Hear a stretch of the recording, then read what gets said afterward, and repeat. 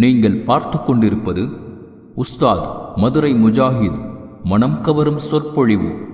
இது மார்க்கம் மற்றும் சமுதாயத்திற்கான குரல்.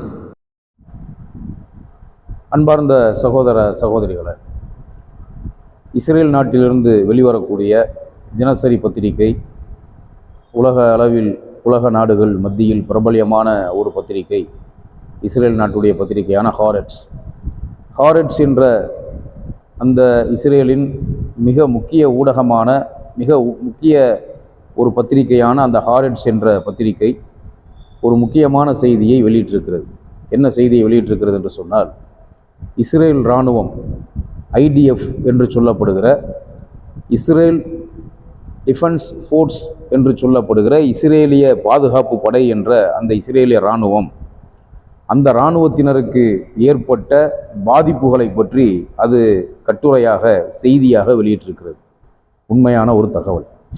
என்ன தகவல் என்று சொன்னால், அந்த பத்திரிகை சொல்கிறது, இந்த ஏப்ரல் மாதம் 2026 ஏப்ரல் மாதத்தில் மட்டும் இஸ்ரேல் இராணுவத்தைச் சேர்ந்த அந்த இஸ்ரேல் டிஃபென்ஸ் ஃபோர்ஸ் என்று சொல்லப்படுகிற இஸ்ரேல் பாதுகாப்பு படையைச் சேர்ந்த இராணுவத்தினர் 8 நபர்கள் தற்கொலை செய்து கொண்டதாக ஒரு செய்தியை வெளியிட்டிருக்கிறது. 8 நபர்கள் தற்கொலை செய்து கொண்டிருக்கிறார்கள்.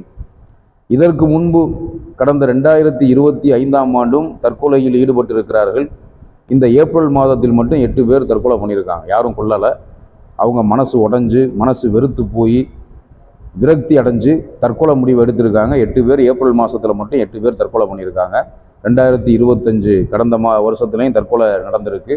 எத்தனையோ தற்கொலைகள் நடந்திருக்கிறது.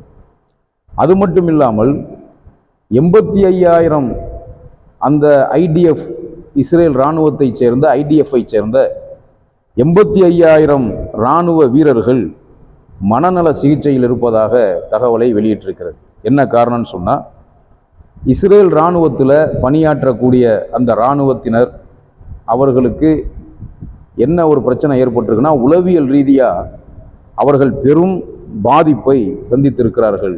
என்ன காரணம்னு சொன்னால், கடந்த 3-4 ஆண்டுகளாக காசாவின் மீது இஸ்ரேல் நடத்தக்கூடிய தாக்குதல், இஸ்ரேல் அரசை எதிர்த்து, இஸ்ரேல் இராணுவத்தை எதிர்த்து ஹமாஸ் போராடக்கூடிய அந்த போராட்டம், இஸ்ரேல் அரசை எதிர்த்து, இராணுவத்தை எதிர்த்து ஹமாஸ் நடத்தக்கூடிய யுத்தம், காசாவின் மீது, காசா மக்களின் மீது ஹமாஸை எதிர்த்து காசாவின் மீது, காசா மக்களின் மீது இஸ்ரேல் இராணுவம் நடத்தக்கூடிய தாக்குதல், இதெல்லாம் எதை வச்சு நடத்தப்படுதுன்னு சொன்னால், இந்த பணியில் இருக்கக்கூடிய இராணுவத்தினரை வைத்து தான் இதெல்லாம் நடத்தப்படுகிறது. பற்றாக்குறைக்கு கடந்த 2-3 மாதங்களாக, அதாவது கடந்த பிப்ரவரி மாதத்திலிருந்து இந்த 3 மாத காலமாக ஈரான் தாக்குதல், இஸ்ரேலுக்கு எதிராக ஈரான் நடத்தி வரக்கூடிய தாக்குதல், அமெரிக்கா ஈரானுடைய போர். ஒரு பக்கம் தேவையில்லாமல் லெபனானை சீண்டி, லெபனான் நாட்டில் இருக்கக்கூடிய ஹிஸ்புல்லா இஸ்ரேல் இராணுவத்தின் மீது அவர்களும் தாக்குதல் நடத்துகிறார்கள்.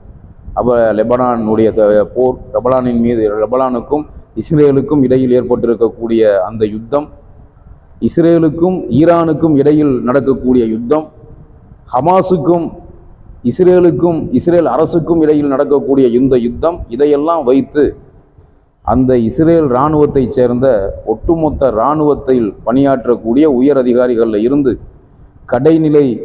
கடைநிலையில் இருக்கக்கூடிய, அதாவது முதல் நிலையில் இருக்கக்கூடிய இராணுவம், களத்தில் நின்று போராடக்கூடிய ஒரு சோல்ஜரில் இருந்து ஹையர் ஆஃபீஸர்ஸ் வரைக்கும் பெரிய அளவில் மனநலம் அவங்களுக்கு பாதிக்கப்பட்டிருக்காங்க. அவங்களுக்கு மனநல சிகிச்சைகள் தரப்படுகிறது. குறிப்பாக கவுன்சிலிங்கும் நடக்கிறது. மனநல சிகிச்சையிலே 85,000 பேர், 100 பேர் 200 பேர் அல்ல, 85,000 பேர் மனநல சிகிச்சையில் இருக்காங்க. எல்லாருமே யாருன்னு பார்த்தா இஸ்ரேல் நாட்டில் உள்ள பொதுமக்கள் கிடையாது, இராணுவத்தில் பணியாற்றக்கூடியவங்க, ஐடிஎஃப் என்று சொல்லப்படுகிற அந்த இஸ்ரேல் பாதுகாப்பு படையில் பணி செய்யக்கூடிய இராணுவத்தினர் பெரும் அளவு மனநலம் பாதிச்சிருக்காங்க. பாதித்ததுக்கு இதுதான் காரணம்னு சொல்லப்படுது. இதில் ஒரு உண்மையை நாம் புரிந்து கொள்ள கடமைப்பட்டிருக்கிறோம். யுத்த களத்தில் நின்று எதிரிகளோடு, அதாவது களத்தில் நின்று எதிரிகளோடு யுத்தம் செய்வதாக இருந்தாலும், அந்த யுத்தத்தில் வரக்கூடிய இழப்புகள், யுத்தத்தில் ஏற்படக்கூடிய மன உளைச்சல், யுத்தத்தில் ஏற்படக்கூடிய துன்பங்கள், இழப்புகள், கஷ்டங்கள் எதுவாக இருந்தாலும் இதையெல்லாம் தாங்கிக் கொள்ள வேண்டும் என்று சொன்னால் அதற்கு முக்கியமாக ஈமான் இருக்க வேண்டும். உள்ளத்தில் ஈமானிய உறுதி இருக்க வேண்டும். களத்தில் நின்று போராடுவதற்கும் வரக்கூடிய கஷ்டங்கள் துன்பங்களை தாங்கிக் கொள்வதற்கும் முக்கியமாக நமக்கு என்ன தேவை? ஈமானிய உறுதி தேவை. இஸ்ரேல் அரசு பலஸ்தீனை 1948ஆம் ஆண்டு பலஸ்தீன் ஆக்கிரமித்து அந்த 1948 இருந்து இன்னைக்கு வரைக்கும் பலஸ்தீனர்களுக்கு எதிரான எத்தனையோ அடக்குமுறைகளை இஸ்ரேல் இராணுவம் செய்திருக்கிறது. குண்டுகளை வீசி, ஏவுகணை குண்டு, ரப்பர் குண்டு போன்ற நவீன ரக குண்டுகளை பயன்படுத்தி, நவீன ரக துப்பாக்கிகளை பயன்படுத்தி பலஸ்தீன் மக்களை கொத்து கொத்தாக கொன்று குவித்திருக்கிறது. குழந்தைகளை கொன்று படுகொலை செய்திருக்கிறது. குழந்தைகள், பெண்கள், முதியவர்கள் என்று பார்க்காமல் பெரும்பாலான பலஸ்தீனர்களை படுகொலை செய்திருக்கிறது. பெரும்பாலான பலஸ்தீனர்களை உயிரோடு பிடித்து இஸ்ரேலில் உள்ள சிறைச்சாலையிலே அடைத்து, ஜெயிலில் அடைச்சு அடக்குமுறை செய்து கொடுமைப்படுத்தி இருக்கிறது. இஸ்ரேல் சிறையில் பல வருஷமாக பலஸ்தீன் கைதிகளாக இருக்கிறாங்க. அவங்களுக்கு சரியாக உணவு கொடுக்கப்படுறதில்லை. கடுமையான நெருக்கடி. சிறையில் இருந்து ஒரு பலஸ்தீன் வெளியே வந்தார்னா, ஒரு பலஸ்தீனர் சிறையிலிருந்து வெளியே வந்தார்னா அவர் உடம்புல உயிர் மட்டும்தான் இருக்கும், உடம்பே இருக்காது. உடம்புல சதையே இல்லாமல் ஒட்டி போய் சிறையிலிருந்து கடந்த சில தினங்களுக்கு முன்பு வெளியே வந்தவங்க நேரடியாக மருத்துவமனைக்கு அனுமதிக்கப்பட்டாங்க. அப்போ மருத்துவமனையில் சேர்க்கப்பட்டு சிகிச்சை அளிக்கப்பட வேண்டிய நிலைமையில் பல வருஷம் சாப்பிடாம ஒருத்தன் ஜெயிலிருந்து வெளியே வந்தால் எப்படி வருவானோ அந்த மாதிரி கண்டிஷனில் தான் பலஸ்தீனர்கள் இஸ்ரேல் சிறையிலிருந்து வெளியே வர்றாங்க. அவங்க கூட இந்த தற்கொலை முடிவை எடுத்ததில்லை. பலஸ்தீன் மக்களுக்கு எதிராக எத்தனையோ கொடுமைகளும் அக்கிரமங்களும் அநியாயங்களும் அடக்குமுறைகளும் இஸ்ரேல் அரசு செய்து வருகிறது. எந்த பலஸ்தீனராவது தற்கொலை செய்தார் என்ற செய்தியை நீங்கள் கேள்விப்பட்டிருக்கிறீர்களா? உலகத்தில் எத்தனையோ மீடியாக்கள், எத்தனையோ செய்தி நிறுவனங்கள் இருக்கிறது. பலஸ்தீனை பற்றி எத்தனையோ செய்திகள் மீடியாக்களிலே வந்து கொண்டிருக்கிறது.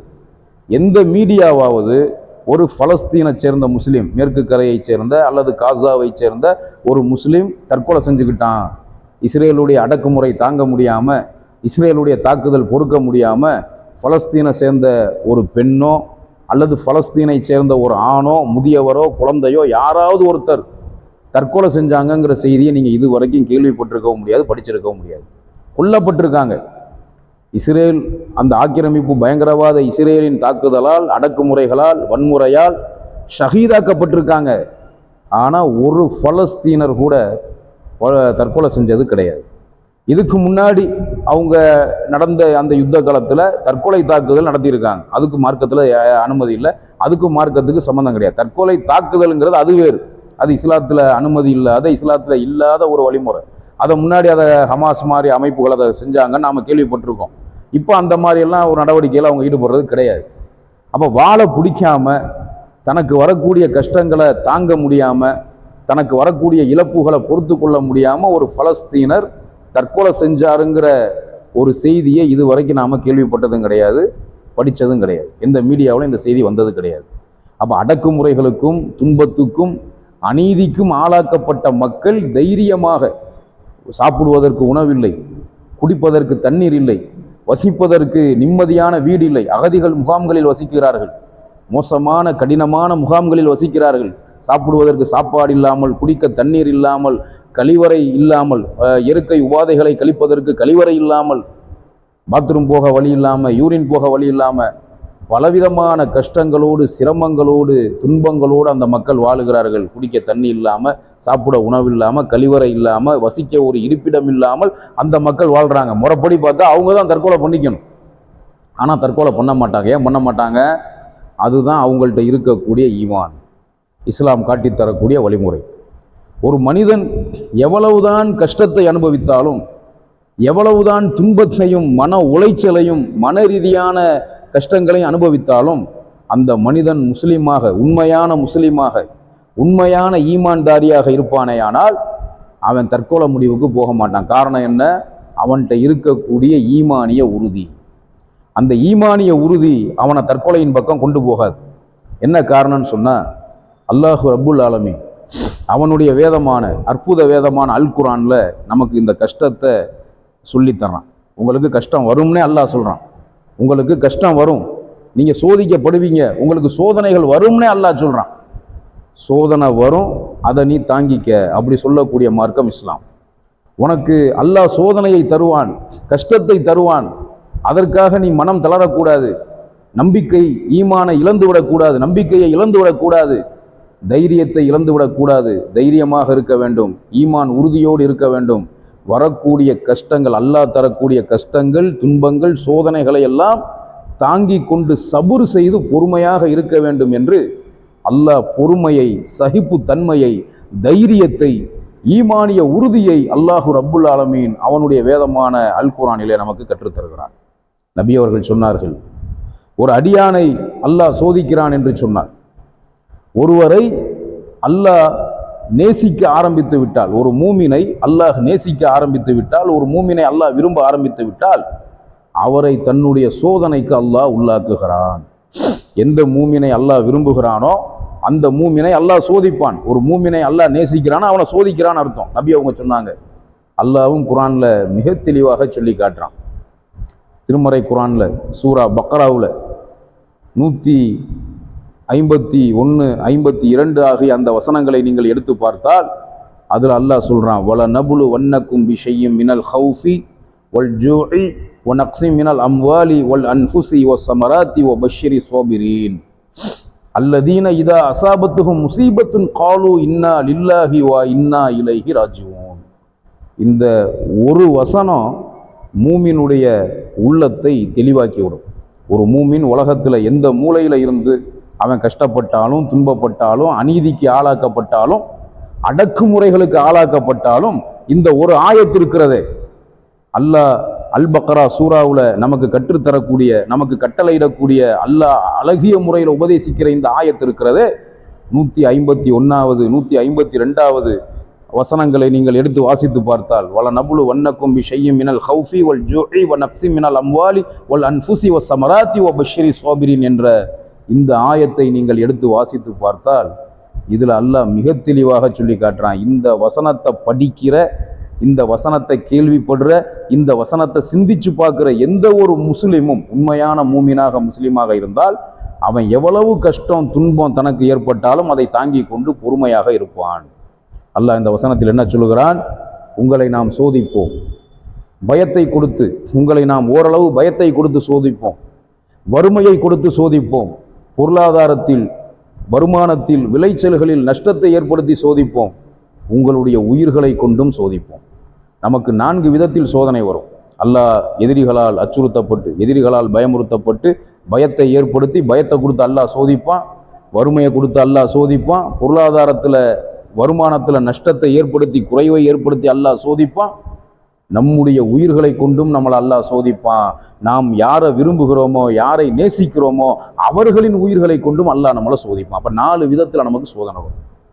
அல்லாஹ் தரக்கூடிய இந்த சோதனைகள், கஷ்டங்களை யார் பொறுத்து கொண்டு பொறுமையாக இருக்கிறார்களோ அவர்களுக்கு நீங்கள் நற்செய்தி சொல்லுங்கள். அவர்கள் கூறுவார்கள், அல்லதீன இதா அஸாபத்துஹும் முஸீபத்துன் காலு இன்னா லில்லாஹி வ இன்னா இலைஹி ராஜிஊன். அந்த நல்லடியார்கள், அல்லாஹ் தரக்கூடிய சோதனைகளை தாங்கி கொள்ளக்கூடிய, பொறுத்து கொள்ளக்கூடிய அந்த நல்லடியார்களுக்கு ஏதாவது கஷ்டமோ, துன்பமோ, ஏதாவது ஒரு முசீபத்தோ ஏற்பட்டால் அவர்கள் சொல்வார்கள், நிச்சயமாக நாம் அல்லாஹ்வுக்கு உரியவர்கள், அவனிடமே திரும்ப செல்லக்கூடியவர்களாக இருக்கிறோம். நாம் அல்லாஹ்வுக்கு உரியவர்கள். அல்லாஹ் தான் நம்மளை படைச்சான், அவன் தான் நம்மளை வாழ வைக்கிறான். நம்ம உயிர் அல்லாஹ்வுக்கு உரியது, நாம் அல்லாஹ்வுக்கு உரியவங்க, அவனிடமே திரும்ப செல்லக்கூடியவர்களாக இருக்கிறோம் என்று அவர்கள் கூறுவார்கள். அல்லாஹ் அவர்களுக்கு அல்லாஹ்விடத்தில் மன்னிப்பு இருக்கிறது, அவர்களுக்கு அல்லாஹ்விடத்தில் அருள் இருக்கிறது, அல்லாஹ்வின் ஆசி இருக்கிறது என்று அல்லாஹ் சொல்லி காட்டுகிறான். அல்லாஹ்வுடைய அருளும் ஆசியும் நன்மையும் இப்படி பொறுமையாக இருந்து இன்னா லில்லாஹி வ இன்னா இலைஹி ராஜிஊன் சொல்லக்கூடிய மூமினுக்கு அல்லாஹ்ட்ட அருளும் அன்பும் பல நன்மையும் இருக்கிறது என்று அல்லாஹ் சொல்லி காட்டுறான். அப்போ இந்த பண்பு போர்க்களத்தில் இருந்தாலும், அல்லது ஒரு தொழில், எதிரிகளை எதிர்த்து யுத்தம் செய்கிற யுத்த களமாக இருக்கட்டும், அல்லது வேறு எந்த துறையாக இருக்கட்டும், எந்த துறையில் ஒரு மூமின் சோதிக்கப்பட்டாலும், அநீதிழைக்கப்பட்டாலும் அவன் தற்கொலை முடிவுக்கு போக மாட்டான். காரணம் என்ன? தனக்கு வரக்கூடிய துன்பங்கள், கஷ்டங்கள் எல்லாம் அல்லாஹ் தனக்கு தரக்கூடிய சோதனை. நான் சோதிக்கப்பட என்னுடைய தவறுகள் மன்னிக்கப்படுகிறது, நான் சோதிக்கப்பட எனக்கு நன்மைகள் எழுதப்படுகிறது. நான் எந்த அளவுக்கு சோதிக்கப்படுகிறானோ அந்த அளவுக்கு இலகுவான முறையில் அல்லாஹ் எனக்கு சொர்க்கத்தை தருவான், மறுமையிலே நான் வெற்றி அடைவேன் என்ற அந்த மனநிலை மூமினை மனம் தளர விடாது, தற்கொலை முடிவுக்கு போக வைக்காது. அப்போ எல்லா வசதியும் இருக்குது.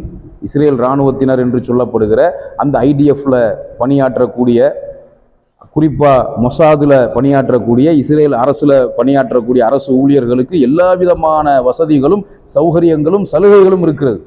அப்படி சொகுசாக இருக்காங்க. போராடிக்கிட்டு இருந்தாலும் சொகுசா அவங்களுக்கு தேவையானதெல்லாம் இஸ்ரேல் அரசாங்கம் செஞ்சு கொடுக்குது. அப்படி இருந்தும் தற்கொலை முடிவுக்கு போகிறாங்கன்னா என்ன காரணம்? மனம் 85,000 பேர் மனநல சிகிச்சையில் இருக்கிறாங்க. பல பேர் தற்கொலை பண்ணிக்கிறாங்கன்னா என்ன காரணம்?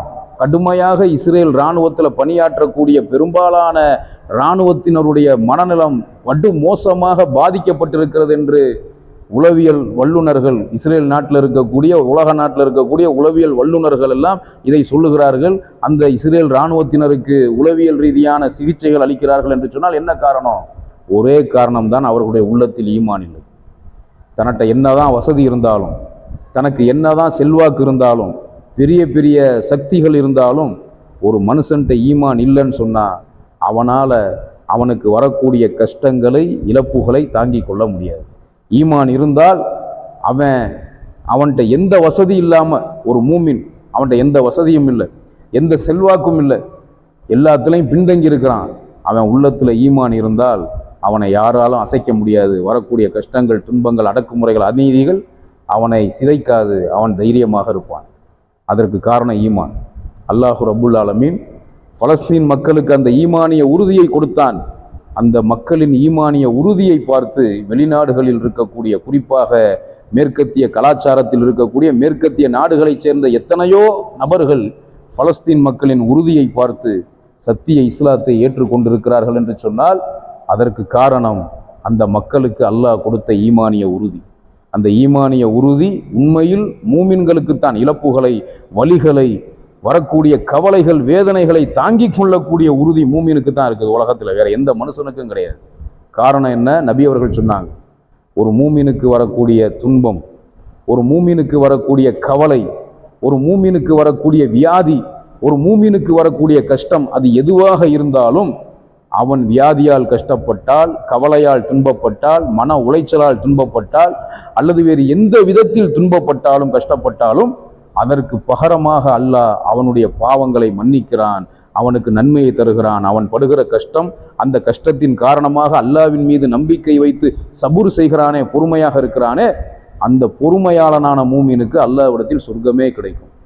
இன்னல்லாஹ மஅஸ்ஸாபிரீன், நிச்சயமாக அல்லாஹ் பொறுமையாளர்களோடு இருக்கிறான் என்று அல்லாஹ் குர்ஆன்ல சொல்லி காட்டுறான். இன்னும் அல்லாஹு ரப்புல் ஆலமீன் அவனுடைய பாதையில் போரிடக்கூடிய நபிமார்களும் அவனுடைய பாதையில் போரிட்ட முத்தகின்களும் எப்படி இருந்தார்கள் என்பதை பற்றி அல்லாஹ் சொல்லி காட்டுகிறான். சூரா ஆல இம்ரான்ல 3வது சூறாவில் 146வது வசனத்தில் அல்லாஹ் சொல்லுகிறான், கய்யும் மின் நபியின் காத்தல மஅஹு ரிப்பியூன கசீருன் ஃபமா வஹனு லிமா அசாபஹும் ஃபீ சபீலில்லாஹி வமா லஉஃபு வமஸ் தகானு வல்லாஹு யுஹிப்புஸ் சாபிரின், வல்லாஹு யுஹிப்புஸ் சாபிரின். அல்லாஹ் சொல்லுகிறான் இந்த வசனத்திலே, மேலும் எத்தனையோ நபிமார்கள், அல்லாஹ்வுக்காக அல்லாஹ்வுடைய பாதையிலே யுத்தம் செய்த, அல்லாஹுவால் நபிமார்களாக தூதர்களாக தேர்ந்தெடுக்கப்பட்ட எத்தனையோ நபிமார்கள், அவர்களுடன் ரிப்பியூன்கள், ரப்பானியூன்கள் என்று சொல்லப்படுகிற அந்த அல்லாஹ்வுக்காக வேண்டி தங்களை அர்ப்பணித்த அல்லாஹ்வின் நேசர்களான ரிப்பியூன்கள் எனும் அல்லாஹ்வின் அடியார்கள் பெருமளவில் சேர்ந்து, அல்லாஹ்வின் அடியார்களான ரிப்பியூன்களும் நபிமார்களும் பெருமளவில் சேர்ந்து அல்லாஹ்வின் பாதையில யுத்தம் செய்தார்கள்.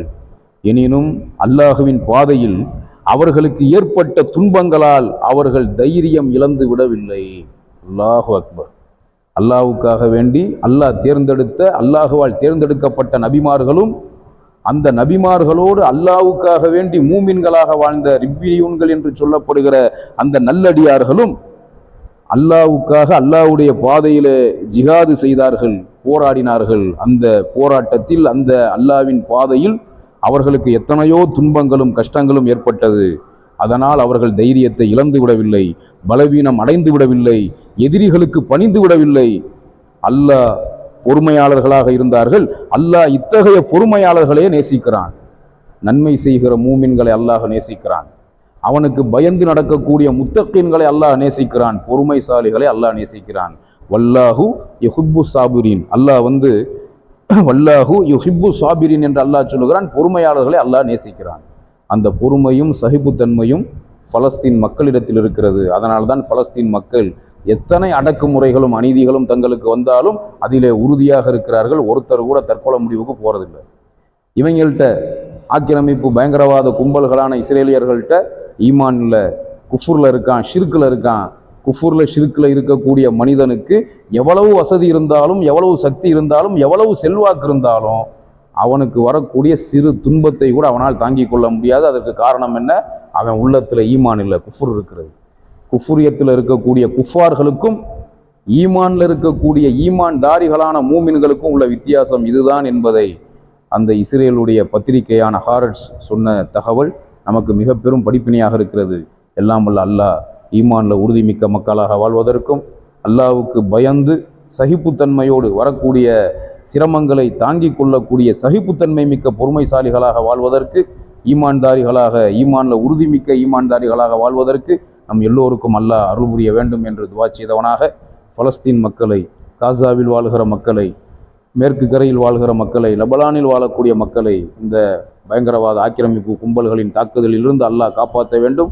இந்த யுத்தத்திலே மூமின்களுக்கு அல்லாஹ் வெற்றியை கொடுத்து எதிரிகளுக்கு தோல்வியை தர வேண்டும் என்று நாம் எல்லா தொழுகையிலும் நம்முடைய உறவுகளான, நம்முடைய மார்க்க உறவுகளான பலஸ்தீன் மக்களுக்காக, காசா மக்களுக்காக நீங்கள் தினமும் அல்லாஹ்விடத்திலே கையேந்த வேண்டும் என்று உங்களை கேட்டுக்கொண்டு என்னுடைய இந்த உரையை முடித்துக் கொள்கிறேன். வாஹிரு தாவானா அனில் ஹம்துலில்லாஹி ரப்பில் ஆலமீன். அஸ்ஸலாமு அலைக்கும் வரஹ்மத்துல்லாஹி வபரகாத்துஹு.